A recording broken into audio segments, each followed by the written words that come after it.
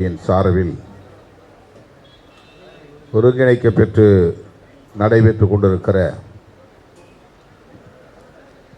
இந்த பாராட்டு விழாவை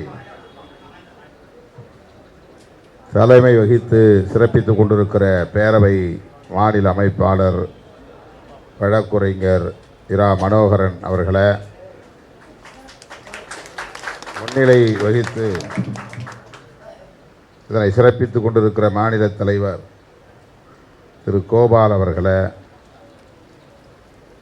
அனைவரையும் வரவேற்று சிறப்பித்திருக்கிற பொதுச் செயலாளர் சுமதி அவர்களே, இதனை நெறிப்படுத்திக் கொண்டிருக்கிற கட்சியின் துணை பொதுச் செயலாளர் அண்ணன் வேலுச்சாமி என்கிற தமிழ்வேந்தன் அவர்களே, பேரவையின் அவைத்தலைவர் ஆண்டி அவர்களே, விடுதலை சிறுத்தைகள் கட்சியின் அமைப்பு செயலாளர் எல்லாளன் அவர்களே, துணை பொதுச் செயலாளர் கனியமுதன் அவர்களே,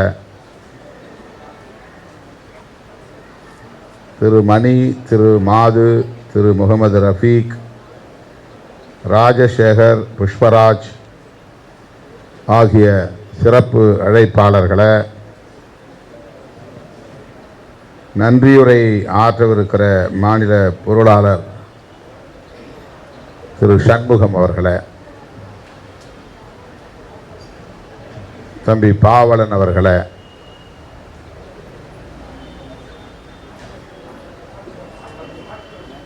தம்பி ஆற்றலரசு அவர்களே,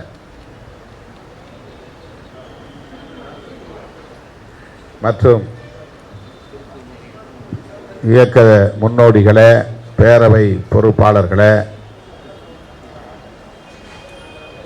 உங்கள் அனைவருக்கும் என்னுடைய அன்பு கலந்த வணக்கத்தை தெரிவித்துக் கொள்கிறேன்.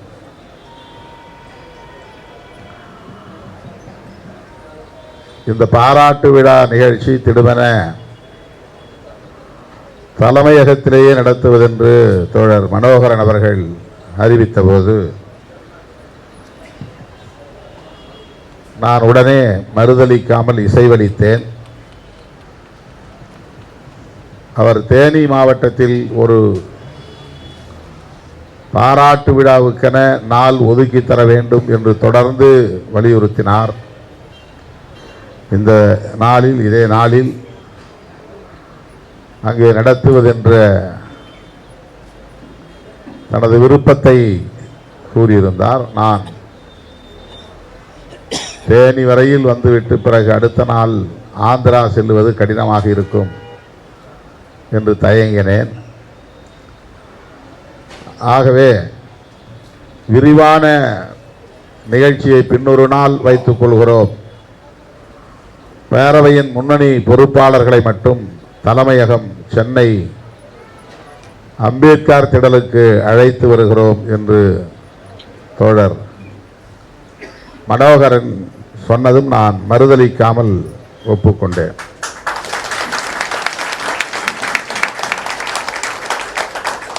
ஆனால் ஒரு சிறிய குழப்பம் ஏற்பட்டது. நாளை ஆந்திராவில் நடைபெறுவதாக இருந்த நிகழ்ச்சி இன்றைக்கு தள்ளி வைக்கப்பட்டு விட்டது. அதாவது இந்த நேரம் நான் ஓங்கோல் என்கிற இடத்திலே இருக்க வேண்டும். 9-10 மணிக்கு அங்கே நிகழ்ச்சி. மாலை அம்பேத்கர் சிலை திறப்பு பொதுக்கூட்டம். 28ஆம் தேதி, அதாவது நாளை சென்னையிலே இன்னொரு திருமண நிகழ்ச்சி, வரவேற்பு நிகழ்ச்சி. வழக்கம் போல தோழர்கள் அவரவர் விரும்புகிற நாளில் இல்ல நிகழ்ச்சிகளை குறித்துவிட்டு பிடிவாதம் செய்து என்னை ஒப்புக்கொள்ள வைப்பார்கள். அப்படித்தான் அந்த திருமண நிகழ்ச்சியிலும் நான் ஒப்புக்கொள்ளும் நிலை ஏற்பட்டு, அதனால் நாளை நடைபெறுவதாக இருந்த ஆந்திரா நிகழ்ச்சி இன்றைக்கு தள்ளி வைக்கப்பட்டு விட்டது. மனோகரன் அவர்களுக்கு நான் இசைவளித்தது நினைவிலே இல்லாமல் போய்விட்டது. ஏனென்றால் என்னுடைய டைரியிலே அதை குறித்து வைக்கவில்லை. என்னை மதுரையிலே சந்தித்த போது இந்த தேதி காலியாகத்தான் இருக்கிறது, வாருங்கள் என்று சொல்லிவிட்டேன்.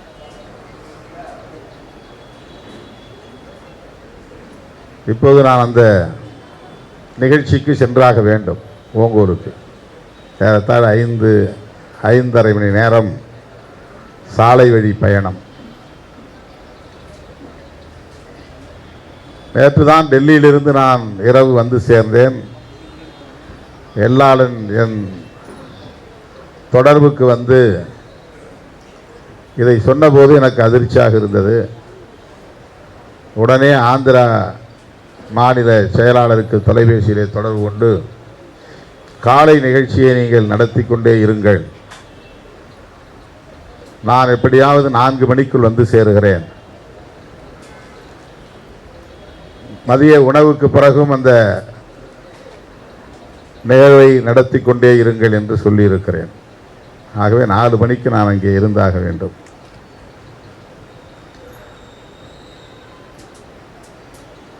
நெடுநேரம் உங்களோடு இருக்க வேண்டும். மேடையில் அமர்ந்திருக்கிற எல்லோரும் பேச வேண்டும். உங்களிலும் சிலர் பேச வேண்டும். பிறகு நான் ஏற்புரை ஆற்ற வேண்டும் என்றெல்லாம் ஆசைப்பட்டாலும் நேரம் அதற்கு இடம் தரவில்லை. அதனால்தான் இங்கே மேடையில் அமர்ந்திருக்கிற யாருமே பேசாமல் நேரடியாக என்னை பேசும்படி பணித்திருக்கிறார்கள். மக்கள் சமூக நீதி பேரவை ஒரு தனி இயக்கம் இல்லை.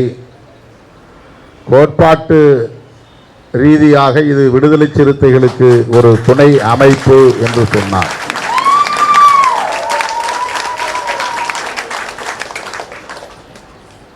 இதை நான் உங்களைப் போலவே மகிழ்ச்சியோடு ஏற்றுக்கொள்கிறேன், வரவேற்கிறேன். இந்த பேரவை முன்னெடுக்கிற எல்லா முயற்சிகளுக்கும் விடுதலை சிறுத்தைகள் கட்சி உற்ற துணையாக இருக்கும் என்பதை தெரிவித்துக் கொள்கிறேன்.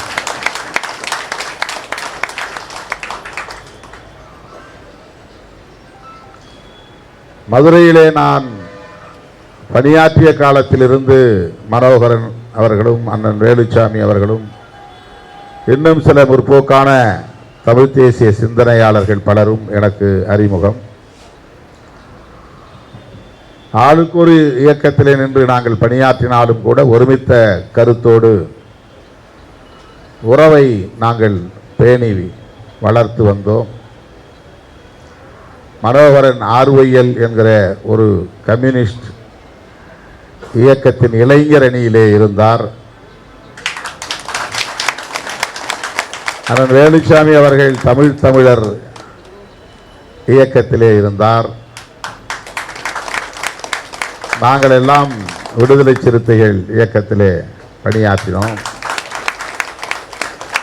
ஆனால் ஈழ விடுதலை களத்திலே நாங்கள் அனைவரும் ஒரே இயக்கத்தை சார்ந்தவர்களைப் போல பணியாற்றினோம். அந்த நட்பு, அந்த உறவு இன்றும் தொடர்கிறது. அண்ணன் வேலுச்சாமி அவர்கள் விடுதலை சிறுத்தைகள் கட்சிக்கு வந்து இன்றைக்கு துணை பொதுச் செயலாளராக பொறுப்பேற்று பணியாற்றுகிறார்.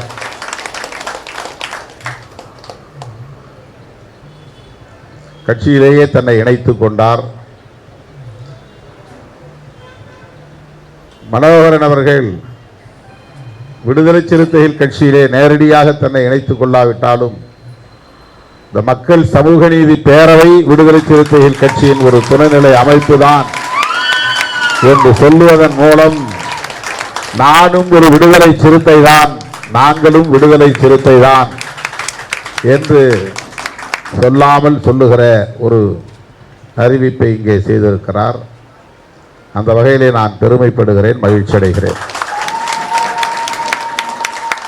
ஏற்கனவே இந்த பேரவை சார்பாக திருச்சிராப்பள்ளியிலே மிக பிரம்மாண்டமான ஒரு நிகழ்ச்சியை ஏற்பாடு செய்து இந்த படத்திலே இருக்கிற ஒரு தோற்றம், பாரம்பரிய ஆடையை உடுத்தி பாரம்பரிய மணிமாலை அணிவித்து பாரம்பரிய செங்கோலை கையிலே கொடுத்து குறும்பர் சமூகத்தின் பாரம்பரிய அடையாளங்கள் இவை. எங்களில் ஒருவர் திருமாவளவன் என்று சொல்லக்கூடிய வகையில் அந்த சமூகத்தை சார்ந்த பெரியவர்கள் தலைவர்கள் கைகளாலேயே நெய்யப்பெற்ற அந்த ஆடையை எனக்கு போர்த்தினார்கள். அந்த ஆடைக்குள்ள சிறப்பு, அவ்வளவு கனமான ஆடை, மேலே போட்டுக்கும் போது அவ்வளவு வெயிட். ஆட்டு ரோமத்தால் நெய்யப்பெற்ற ஆடை, குறும்பாடுகளின் ரோமத்தால் நெய்யப்பெற்ற ஆடை, குறும்பாடு நினைவாக உருவாக்கப்பட்ட செங்கோல், கருப்பு துண்டிலே தலைப்பாகை, கருப்பு போர்வை பொன்னாடையாக, செங்கோல் என்றெல்லாம் கொடுத்து இந்த பேரவை என்னை சிறப்பித்த வரலாறு உண்டு. சில பேர் திருமாவளவன் ஒரு குறிப்பிட்ட சாதி சங்க தலைவர் என்று முத்திரை குத்தி ஒதுக்க பார்க்கிற போது, திருமாவளவன் தமிழ் சமூகத்திற்கு பாடுபடுகிற ஒரு போராளி என்று அடையாளம் காட்டுகிற ஒரு நிகழ்வாகத்தான் மக்கள் சமூக நீதி பேரவையின் சார்பில் திருச்சிராப்பள்ளியிலே அது நடத்த பெற்றது. மீண்டும் அதே போல ஒரு பாராட்டு விழாவை அவர் நடத்த விரும்பினார். இப்போதும் தேதி கேட்டார். அந்த பாராட்டு விழா குறும்பர் சமூகத்தினரை மிகவும் பிற்படுத்தப்பட்டோர் பட்டியலில் சேர்ப்பதற்கு திருமாவளவன் எடுத்துக்கொண்ட முயற்சிக்கு பாராட்டு. இந்த பாராட்டு கடைசி மனிதனுக்கும் ஜனநாயகம், எளிய மக்களுக்கும் அதிகாரம் என்று தேர்தல் அரசியலில் அடியெடுத்து வைத்த காலத்தில் உரத்து முழங்கிய திருமாவளவன் அதனை இன்றைக்கு நடைமுறைப்படுத்தி காட்டியிருக்கிறார். இது சாதாரண ஒரு செயல் அல்ல, போற்றுதலுக்குரிய செயல் என்று அதற்காக பாராட்டு விழா நடத்த வேண்டும் என்று கேட்டிருக்கிறார். விடுதலை சிறுத்தை கட்சி கூட யாரும் பாராட்டு விழா நடத்தணும்னு சொல்லலை. எல்லாரும் அப்படி நினைக்கல, கனியமுதன் அப்படி சொல்லல, வன்னி அரசு அப்படி சிந்திக்கல. ஆனால் மனோகரன் அப்படி சிந்திக்கிறார். சாதாரண மக்களை அமைப்பாக்கி அவர்களை அரசியல்படுத்தி 4 நூற்றாண்டு காலம் இந்த சூது சூழ்ச்சி நிறைந்த அரசியல் களத்திலே தாக்குப்பிடித்து நின்று அவமானங்களை தாங்கி அவதூறுகளை பொறுத்து பழி சொற்களை சகித்து இந்த இடத்திற்கு இந்த இயக்கத்தை கொண்டு வந்து சேர்த்திருக்கிறார் திருமாவளவன். ஆகவே அவரை பாராட்ட வேண்டும் என்று தோழர் மனோகரன் விரும்புகிறார்.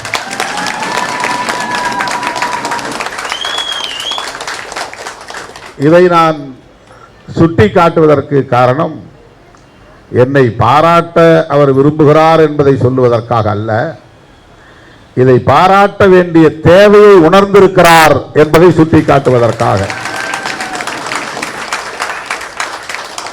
காங்கிரஸ் கட்சியிலே ஒரு தலித் கக்கன் அமைச்சராவதோ அல்லது இன்றைக்கு விஸ்வநாதன் அமைச்சராவதோ ஒரு அரசியல் கட்சிக்கான பங்கு அது. காங்கிரஸ் என்கிற அரசியல் கட்சிக்கான வாய்ப்பு அது.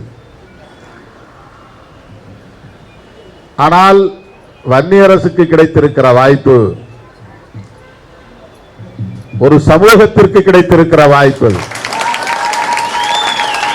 ஒரு மாபெரும் சமூகத்தை பிரதிநிதித்துவப்படுத்துகிற வாய்ப்பு.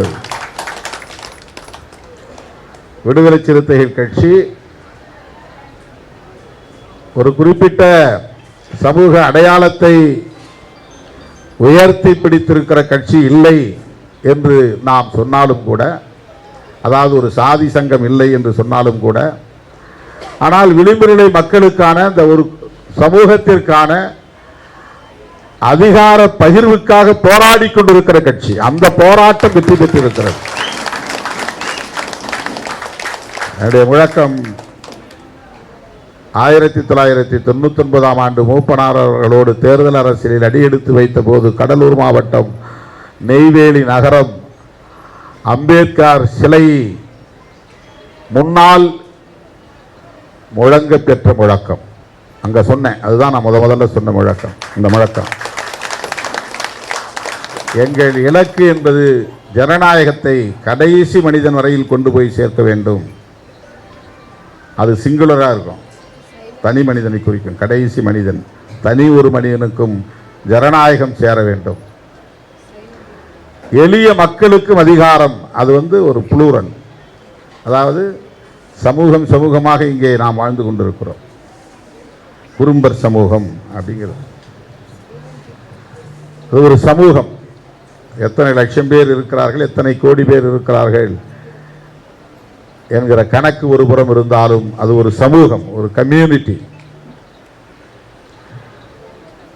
இந்திய சமூக கட்டமைப்பில், குறிப்பாக இந்து சமூக கட்டமைப்பில் நாம் சமூகங்களாகத்தான் வாழ்ந்து கொண்டிருக்கிறோம். நாம் தமிழர் என்கிற அடையாளத்தை கொண்டிருந்தாலும் சரி, இந்தியர் என்கிற அடையாளத்தை நாம் உருவாக்கி கொண்டிருந்தாலும் சரி, இந்து என்று நம்மை நாம் அடையாளப்படுத்திக் கொண்டாலும் சரி, அதற்குள்ளாக இந்த பாரம்பரிய அடையாளமும் இருக்கிறது. குறும்பர் என்கிற அடையாளம் ஒரு பாரம்பரிய அடையாளம், ஒரு சமூக அடையாளம். ஆக குறிப்பிட்ட ஒரு சில சமூகங்கள் ஆட்சி அதிகாரத்தை பகிர்ந்து கொண்டு அவர்கள் கோலோச்சக்கூடாது.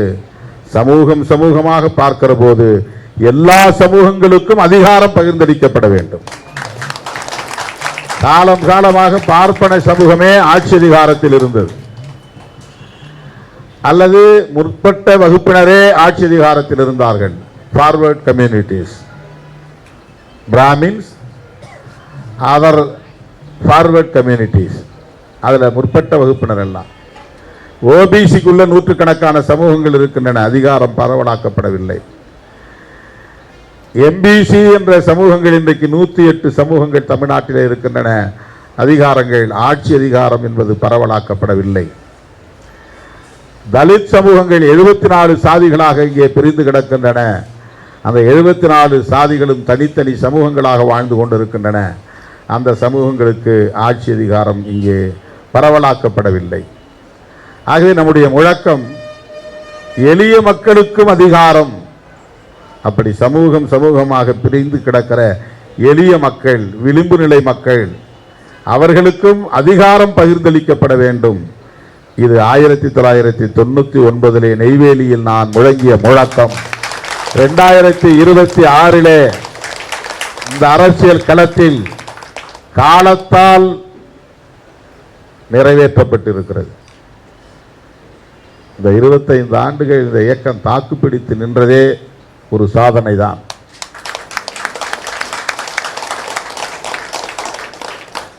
சமகாலத்தில் தோன்றிய பல இயக்கங்கள் காணாமல் போய்விட்டன, இருந்தாலும் செயலிழந்து போய்விட்டன. பல இயக்கங்கள் வேறு பெரிய இயக்கங்களோடு போய் கரைந்து போய்விட்டன. எந்த பின்புலமும் இல்லாமல், யாருடைய ஆதரவும் இல்லாமல், ஊக்கப்படுத்த எவருமே இல்லாமல், பாராட்டுவதற்கு யாரும் இல்லாமல், சொந்த கைகளை ஊன்றி கரணம் போடுகிற இயக்கமாக விடுதலை சிறுத்தைகள் கட்சி இன்றைக்கு இந்த அரசியல் களத்தில் கரணம் போட்டு இந்த இடத்தை தொட்டிருக்கிறது.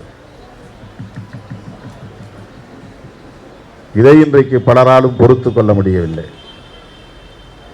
சும்மா ஆதரவு தானே கொடுக்கிறதா சொன்னீங்க, போய் அமைச்சரவையிலே உட்கார்ந்துக்கிட்டீங்களே.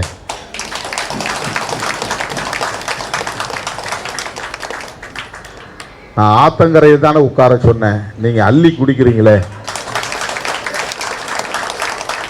நான் மரத்து நிழல தானே உட்கார சொன்னேன், நீங்க பழம் பறிச்சு திங்குறீங்களே.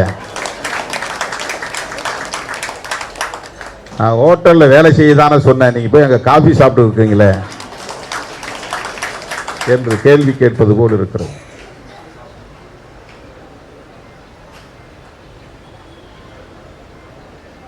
திமுக தலைமையிலான கூட்டணியை தேர்தலுக்கு முன்னால் கட்டி காப்பாற்றியவன் திருமாவளவன்.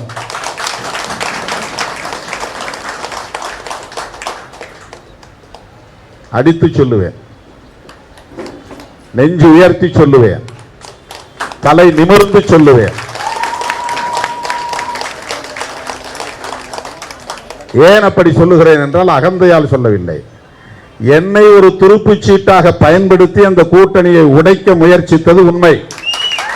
யாரும் மறுக்க முடியாது. ஏன்னா நாள்தோறும் பேசக்கூடிய அளவுக்கு நான் ஒன்றும் பெரிய அரசியல் சக்தி கிடையாது. ஆனால் கடந்த 2 வருஷமா எந்த மீடியாவை நீங்கள் பார்த்தாலும், சமூக வலைத்தளங்களை பார்த்தாலும் விடுதலை சிறுத்தைகள் விடுதலை சிறுத்தைகள் விடுதலை சிறுத்தைகள் என்று திரும்ப திரும்ப திரும்ப பேசினார். சில பேர் பாராட்டி நயந்து உசுப்பேற்றி விட்டு வெளியே கொண்டு வர பார்த்தார்கள். சில பேர் கடுமையாக விமர்சித்து திமுக சொம்பு, திமுக கொத்தடிமை, திமுகவுக்கு முட்டுக் கொடுக்கிறான் திருமாவளவன் என்று கடுமையாக வசைபாடி பார்த்தார்கள். பாராட்டினாலும் வசியவில்லை திருமாவளவன், வசைபாடினாலும் அசையவில்லை திருமாவளவன். ஏனென்றால் திருமாவளவனுக்கு ஒரே நோக்கம்தான் இருந்தது, இந்த மதசார்பற்ற முற்போக்கு கூட்டணியை கட்டுக்கோப்பாக கொண்டு செல்ல வேண்டும், பாதுகாக்க வேண்டும் என்பது மட்டும்தான்.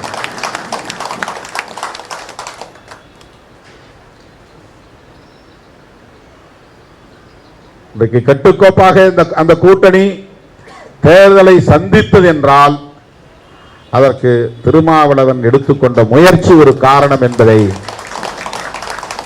எதற்கும் அசைந்து கொடுக்காமல் உறுதியோடு நின்றான் என்பது ஒரு காரணம் என்பதை நான் சுட்டிக்காட்ட விரும்புகிறேன். அதை நான் தான் சொல்ல முடியும், வேறு யாரும் சொல்ல முடியாது.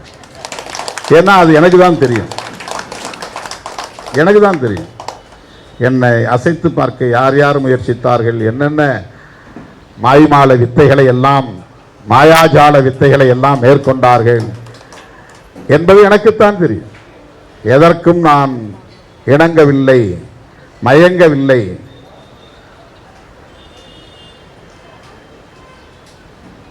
மதசார்பின்மை என்கிற கருத்திலே நமக்கு ஒரு உடும்பு பிடியான நம்பிக்கை இருந்ததனால் திமுக தலைமையிலான கூட்டணியை காப்பாற்ற வேண்டிய பெரும் போராட்டத்தை நடத்திய ஒருவன் நான் என்பதை நெஞ்சுயர்த்தி சொல்ல கடமைப்பட்டிருக்கிறேன். தேர்தல் முடிவுகள் யாரும் எதிர்பாராத முடிவுகள். தொங்கு சட்டசபை வரும் என்பது நான் யூகித்த ஒன்றுதான். பற்றாக்குறை திமுகவுக்கு ஏற்படும் என்றுதான் நான் கருதியிருந்தேன். ஆனால் எல்லாம் தலைகீழாக மாறி போனது. தலைகீழாக மாறி போனதற்கு இது காரணம் அது காரணம் என்று பலரும் பல வகைகளில் பேசிக் கொண்டிருக்கிறார்கள். ஆனால் இது எப்படி நிகழ்ந்திருக்கிறது என்றால், ஜல்லிக்கட்டுக்காக நடந்த மக்கள் போராட்டம் எப்படி நிகழ்ந்ததோ அப்படி நிகழ்ந்திருக்கிறது. இது எப்படி நிகழ்ந்தது என்றால், நேபாளில் நடந்த மாற்றம் எப்படி நிகழ்ந்ததோ அப்படி நிகழ்ந்தது. இது எப்படி நிகழ்ந்திருக்கிறது என்றால், இலங்கையில் மாற்றம் நிகழ்ந்ததே அப்படி நிகழ்ந்திருக்கிறது. 2 கட்சி இரு துருவங்களா மோதி கொண்டிருக்கிற போது மூன்றாவதாக ஒரு சக்தி அனுர திசநாயக்கா அதிபராகிவிட்டார். நேபாளில் அப்படித்தான் ஆளுங்கட்சி எதிர்கட்சி என்று போராடி கொண்டிருந்த வேளையில் அங்கே மூன்றாவதாக ஒரு புதிய சக்தி, தீவிர மதவாதம் பேசிய கட்சிகளை தூக்கி எறிந்து விட்டார்கள் மக்கள்.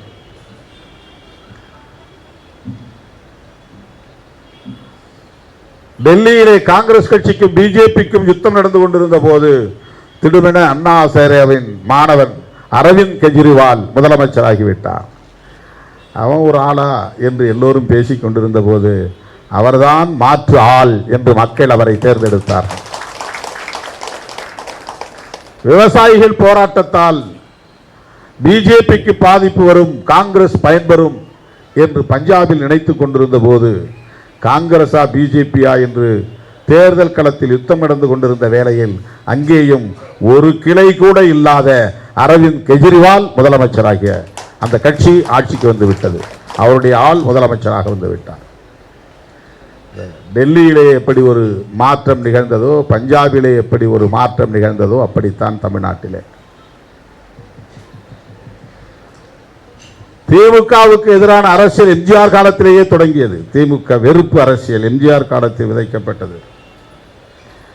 ஜெயலலிதா காலத்தில் அது நீரூற்றி வளர்க்கப்பட்டது. வைகோ அந்த கட்சியிலிருந்து வெளியேறி திமுகவுக்கு எதிராக வெறுப்பு அரசியலை வேகமாக பரப்பினார். திமுகவுக்கு எதிராக தானே ஒரு மாற்று என்று. அப்படி திமுகவுக்கு எதிரான அரசியல் 72 தொடங்கியது. இன்றைக்கு நேற்றைக்கு அல்ல. பிறகு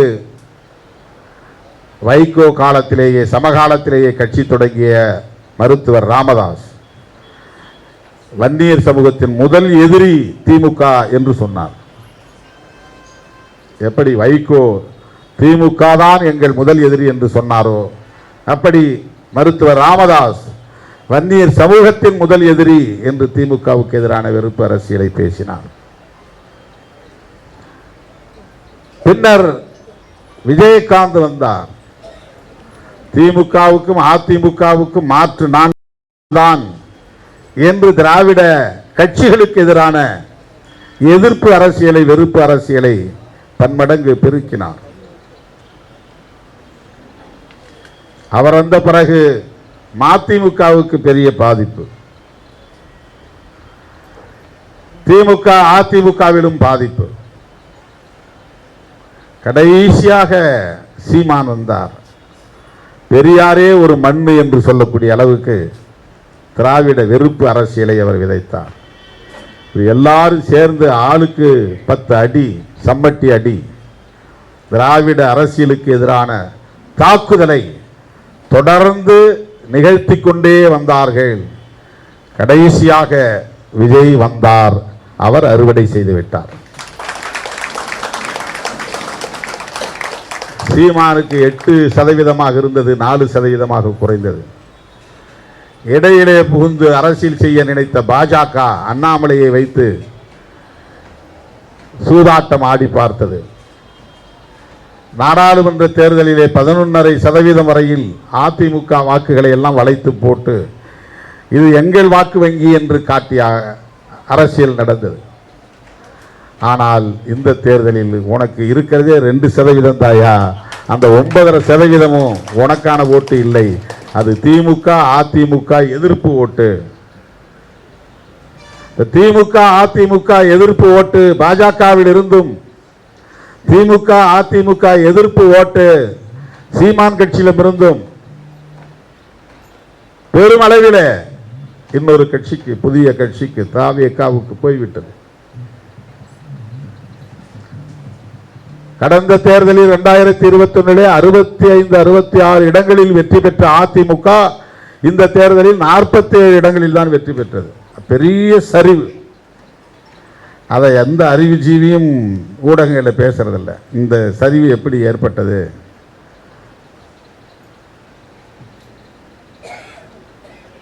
தனித்து ஆட்சி செய்யக்கூடிய அளவுக்கு பெரிய வெற்றியை பெற்ற திமுக 59 இடங்களில் தான் வெற்றி என்கிற நிலைக்கு பின்னடைவை சந்தித்தது. இவ்வளவு பெரிய சரிவுக்கு அவர்களின் கோர் ஓட் பேங்க், காலங்காலமாக அவர்களுக்கென்று கிடைத்து வந்த ஸ்டாண்டர்ட் ஓட் பேங்க், நிலையான வாக்கு வங்கியில் பாதிப்பு ஏற்பட்டது. முதல்ல மோசம் போச்சுன்னு இல்லையா, லாபத்தில் குறைஞ்சிருச்சுன்னா அது வேற. போன தடவை 60 ரூபா லாபம் கிடைச்சது, இந்த தடவை 40 ரூபா தான் கிடைச்சிருக்குன்னா அது வேற, லாபத்தில் நஷ்டம். இப்போ முதல்ல மோசம் போச்சு திமுகவுக்கும் அதிமுகவுக்கும். இது எப்படி நிகழ்ந்தது என்றால், திடீரென்று ஒரு சினிமா ஹீரோ வந்ததனால் நிகழ்ந்து விடவில்லை. இது 40-50 ஆண்டுகளாக திராவிட அரசியலுக்கு எதிராக பரப்பப்பட்ட வெறுப்பு அரசியலின் விளைவாக நிகழ்ந்தது. இதையெல்லாம் பேசாம அவங்க வேலை செய்யலை, இவங்க வேலை செய்யலை, இவங்கள்கிட்ட ஒன்றும் இல்லை, அவங்கள்கிட்ட ஒன்றும் இல்லை, அப்புறம் எங்கள்கிட்ட ஒன்றும் இல்லாமலா 2021 வெற்றி பெற முடிந்தது? இந்த கூட்டணி கட்சிகளிடம் சக்தி இல்லாமலா 2019 அவ்வளவு பெரிய வெற்றியை பெற முடிந்தது? இந்த கூட்டணி கட்சியிடம் எதுவும் இல்லை என்பதனால 2024 நாடாளுமன்ற பொதுத் தேர்தலில் அவ்வளவு பெரிய வெற்றியை பெற முடிந்தது?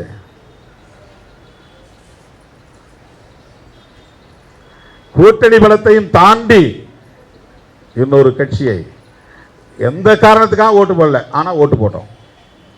ஐடியாலஜியா இல்லை, கடுமையான உழைப்பா இல்லை, பணத்துக்கு போட்டீங்களா கிடையாது, சாதிக்காக போட்டீங்களா இல்லை, மதத்துக்காக போட்டீங்களா இல்லை, கட்சி கட்டமைப்பு வலிமையாக இருந்தது, பூத் கமிட்டிலாம் போட்டு வேலை செய்தார்களா இல்லை, வேற எதுக்குதான் ஓட்டு போட்டுங்க? உங்க மேல இருக்கிற வெறுப்புல தான் ஓட்டு போட்டோம். அவங்களை பிடிச்சு நாங்கள் ஓட்டு போடல. இதுதானே மெசேஜ். இதைத்தானே படிக்க வேண்டும், இதைத்தானே ஆய்வு செய்ய வேண்டும், இதற்கான காரணத்தை தானே கண்டறிய வேண்டும்.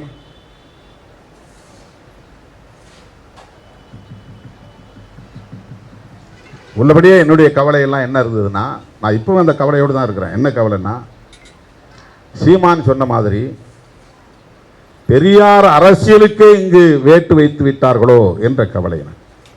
இனிமே அந்த அரசியலை மீட்டெடுக்க முடியுமா? அதுதான் கவலை. திமுக மீண்டும் ஆட்சிக்கு வருமா, அதிமுக மீண்டும் ஆட்சிக்கு வருமா என்கிற கவலை அவர்களுக்கு இருக்கலாம். அது ஒரு புறம். பெரியார் அரசியல் என்ன ஆகும், அம்பேத்கர் அரசியலின் நிலை என்ன ஆகும்? ஏன்னா தாவேக ஆளுங்கட்சியாக இருக்கிற போது அதற்கு எதிர்க்கட்சியாக இருக்கிற வலிமையை பெரியார் அரசியலை பேசுகிறவர்கள் தக்க வைத்துக் கொள்ள வேண்டும். அது ரொம்ப முக்கியம். இன்னைக்கு அதுதான் பெரிய சர்வைவல். அதற்கான சர்வைவல் போராட்டங்கிறது அதுதான். தமிழக வெற்றி கழகத்தை எதிர்த்து அரசியல் செய்கிற இடத்தில் எந்த கட்சி வந்து உட்கார போகிறது? நமக்கு ஒரு முன்மாதிரி இருக்கு. காங்கிரஸ் வந்து தொடர்ந்து ஷீலா தீட்சித் அம்மா 3 முறை ஆட்சிக்கு வந்தாங்க. காங்கிரஸ் தாங்க டெல்லியில். திடீர்னு அரவிந்த் கெஜ்ரிவால் வந்தார். அவரை முற்போக்கான சக்தி என்று எல்லோரும் நினைத்தார்கள். ஒரு தேர்தல் 2 தேர்தல் அவர் ஜெயிச்சார். 3வது தேர்தல்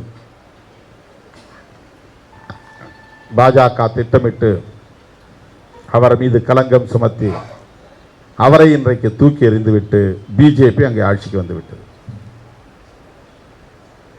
சொல்லி அடிக்கிறார்கள். அரவிந்த் கெஜ்ரிவாலை தோற்கடிக்கிறார்கள், மம்தா பானர்ஜியை தோற்கடிக்கிறார்கள், பினராயி விஜயனை தோற்கடிக்கிறார்கள், மு.க. ஸ்டாலின் அவர்களை தோற்கடிக்கிறார்கள். அங்கே உத்தவ் தாக்கரே சிவசேனாவை பழக்கிறார்கள், அவர்களை வீழ்த்துகிறார்கள். BRS KC. Rao, K. Chandrasekhar Rao அவரை வீழ்த்தியிருக்கிறார்கள். அப்பாவுக்கும் மகளுக்கும் இடையிலே முரண்பாட்டை உருவாக்கிவிட்டார்கள். அந்த கட்சி 2ஆக உடைந்து விட்டது. சந்திரபாபு நாயுடு ஓஹோ என்று இருந்தார். அவரை பணிய வைத்து பாஜகவோடு கூட்டணி பெற வைத்து அங்கே இன்றைக்கு கூட்டணி ஆட்சியிலே போய் உட்கார்ந்து கொண்டார்கள். பீகாரிலே நிதிஷ்குமார் மிகச்சிறந்த முற்போக்கு சிந்தனையாளராக பாராட்ட பெற்றவரை பணிய வைத்து கடைசியில் பதவியை விலக வைத்து அவரை டெல்லிக்கு பார்சல் கட்டி அனுப்பிவிட்டார்கள். இப்போ பீகார் அவர் கைகளுக்கு போய்விட்டது, ஆந்திரா அவர்களின் கைகளுக்கு போய்விட்டது, வெஸ்ட் பெங்கால் அவர்களின் கைகளுக்கு போய்விட்டது. நவீன் பட்நாயக் ஒடிஷா தொடர்ந்து அவர் தான் வெற்றி பெற்று கொண்டு வந்தார். அவ்வளவு கிளீன் சிட், எந்த குற்றமும் சொல்ல முடியாத, ஊழல் கரைபடியாத ஒரு முதலமைச்சர் இந்தியாவிலே. அவரை வீழ்த்தி விட்டார்கள். 2 இடத்திலே போட்டியிட்ட மம்தா பானர்ஜியை தோற்கடித்து 60 எம்எல்ஏக்களை தூக்கிவிட்டார்கள், 20 எம்பிக்களை தூக்கிவிட்டார்கள். தமிழ்நாட்டில் அடுத்து எந்த கட்சியிலிருந்து எந்த எம்எல்ஏக்களை யார் தூக்க போகிறார்களோ தெரியவில்லை என்கிற நிலை இருக்கிறது. அது பற்றிலாம் கவலைப்படாமல் விடுதலை சிறுத்தையில் சும்மா இருக்கிறவனை கூப்பிட்டு வாப்பா வந்து உட்காரு.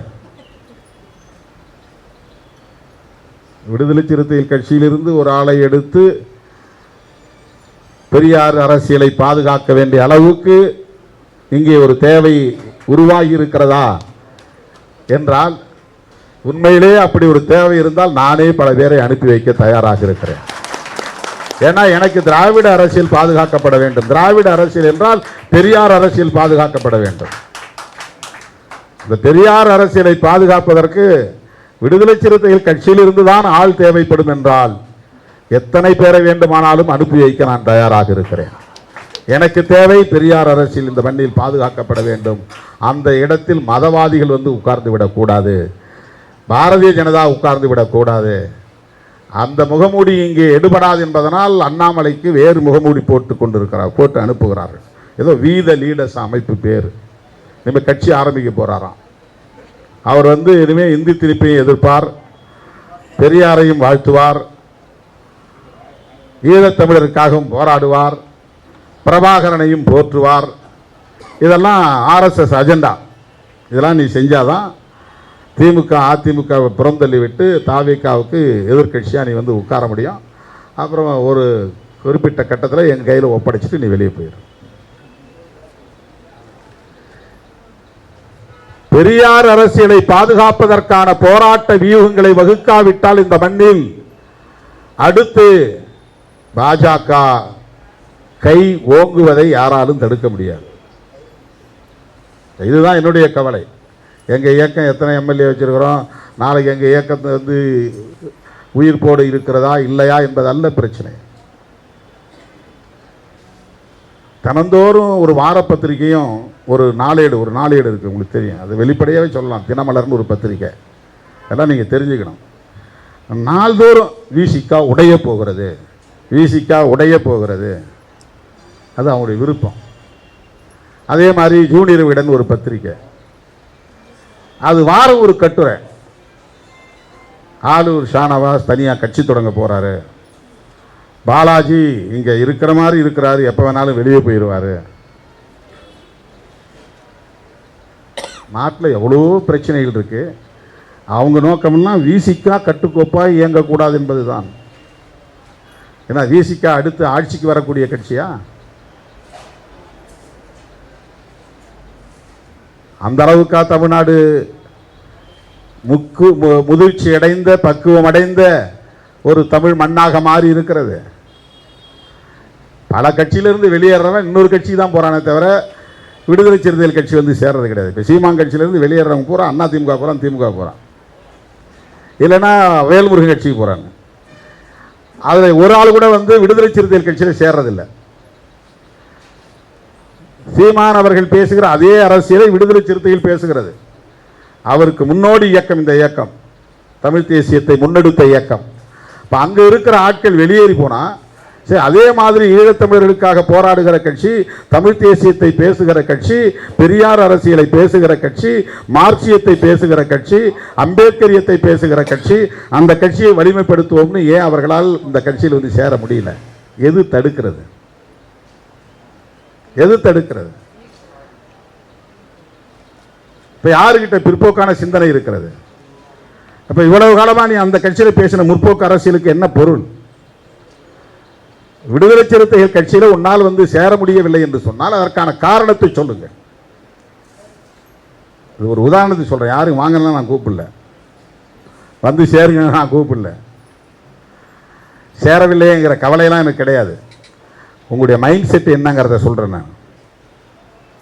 எப்படி நீங்க மேடைகளில் முற்போக்கு பேசுகிறீர்கள், நடைமுறையில் பிற்போக்கான சக்திகளாக இருக்கிறீர்கள் என்பதற்கு ஒரு சான்றாக சுட்டி காட்டுகிறேன். நீங்கள் யோசிச்சு பார்த்தீங்கன்னா தெரியும். இந்த கட்சியிலேருந்து வெளியே போகிற விஜயகாந்த் கட்சியில் போய் சேருவாங்க, அந்த கட்சியிலேருந்து வெளியே போகிறவங்க வேல்முருகன் கட்சிக்கு போவாங்க, அந்த கட்சியிலேருந்து வெளியே போகிறவங்க அதிமுகவுக்கு போவாங்க, இல்லைன்னா திமுகவுக்கு போவாங்க. இப்போ எல்லாம் வந்து தாவேக்காவுக்கு போகிறாங்க. இப்போ விடுதலை சிறுத்தைகள் கட்சியிலே இணைத்து கொள்ள வேண்டும் என்கிற எண்ணம் உங்களுக்கு ஏன் உருவாகவில்லை? இதுவும் ஒரு அரசியல் இயக்கம் தானே, இதுவும் ஒரு முற்போக்கு இயக்கம் தானே, இதுவும் ஒரு தமிழ் தேசிய இயக்கம் தானே, இதுவும் ஒரு பாட்டாளி வர்க்க இயக்கம் தானே, இதுவும் ஏகாதிபத்திய எதிர்ப்பு இயக்கம் தானே, இதுவும் ஒரு போராட்ட இயக்கம் தானே. தமிழ்நாடு பக்குவம் அடைவதற்கு இன்னும் பல 10 ஆண்டுகள் ஆகும். நாம் பெரியார் மண் என்று பெருமைப்பட்டுக் கொண்டாலும் இங்கே முற்போக்கான சிந்தனைகள் இன்னும் வலிமை பெறவில்லை என்பதைத்தான் இவையெல்லாம் நமக்கு உணர்த்துகின்றன. இப்படிப்பட்டவர்களுக்கு இடையில்தான் மனோகரன் போன்றவர்கள், மக்கள் சமூக நீதி பேரவையை சார்ந்தவர்கள் மாறுபட்டு சிந்திக்கிறீர்கள் என்பதை சுட்டிக்காட்ட நான் விரும்புகிறேன், பெருமைப்படுகிறேன். எனதருமை தோழர்களே, விடுதலை சிறுத்தைகளின் களம் முற்றிலும் மாறுபட்ட களம். எத்தனை பேர் எத்தனை புதிய ஆயுதங்களை எடுத்து வந்தாலும் அவர்களால் இந்த களத்தில் நின்று ஆட முடியாது. ஆகவே இது முற்றிலும் மாறுபட்ட களம், வேறுபட்ட களம், முற்போக்கான களம், எப்போதும் போராடிக்கொண்டே இருக்கிற களம். இந்த இயக்கத்தை எந்த சக்தியாலும் பலவீனப்படுத்திவிட முடியாது. என்னை நம்பி என்னோடு வருகிற தோழர்களை கொண்டு என் இறுதி மூச்சு வரையில் என் பயணம் வீரியத்தோடு இருக்கும். நீங்க பார்த்தீங்கன்னா தெரியும், ஒரு 5-6 பேர் கட்சி விட்டு போனாங்க, அவங்கெல்லாம் இடையில வந்தவங்க தான். இப்போ மதுரையில் என் கூட பயணம் தொடங்கினாங்க பாருங்க, ஒரு முறை கூட போட்டி போட வாய்ப்பு கொடுக்கல எல்லாளன், இதுவரையிலும் வெளியே போகல. ஒரு முறை கூட போட்டி போட வாய்ப்பு கொடுக்கவில்லை கனியமுதன், இதுவரையில் அவர் கட்சி விட்டு போகணும்னு நினைக்கல. 2வது முறை வாய்ப்பு கிடைக்கலன்னு போறாங்க, ஜெயிச்சு எம்எல்ஏ ஆகி 2வது முறை வாய்ப்பு கிடைக்கல அப்படின்னு போறாங்க. போர்க்களத்தில் சந்தித்தவர்கள் இன்னும் என்னோடு தான் நிற்கிறார்கள். தேர்தல் களத்தில் என்னை சந்தித்தவர்கள் ஒரு சிலர் வெளியேறி இருக்கிறார்கள். ஒரு 5-6 பேர் நீங்க பேர் போட்டு பார்த்தீங்கன்னா அவங்கெல்லாம் இடையில வந்து போனவங்க தான். அதுவும் நீங்க திருச்சிக்கும் வடக்க தான், அது திருச்சிக்கும் தெற்க மதுரை தென் மாவட்டங்களில் ஒரே ஒரு ஆள் கூட விடுதலை சிறுத்தைகள் கட்சியில் தன்னை என்னை தொடக்கத்தில் பார்த்தாங்க பாருங்க, அண்ணன் சொல்லி, அதே உணர்வு தான் என்ன இருக்கு. அண்ணன் தம்பி என்கிற உறவு. ஏன் என் பேரை அதில் சேர்க்கலை, ஏன் எனக்கு இந்த வாய்ப்பு கொடுக்கல, எனக்கு ஏன் இந்த பொறுப்பு வாங்கி தரல அப்படின்னு யாருமே என்கிட்ட வந்து கோபிச்சிட்டது கிடையாது, சண்டை போட்டது கிடையாது. ஒரு டிமாண்டாக வைப்பாங்க, என்ன என் பேரையும் கொஞ்சம் கன்சிடர் பண்ணுங்கன்னே வைப்பாங்க, அவ்வளோதான். முடியலன்னா ஓகே. தேர்தல் அரசியலுக்கு வந்த பிறகு பதவி என்கிற நோக்கத்தோடு பலர் வந்தார்கள், வென்றார்கள், சென்றார்கள். அது ஒருபோதும் இந்த இயக்கத்தின் வேர்களை அசைக்காது. இந்த இயக்கம்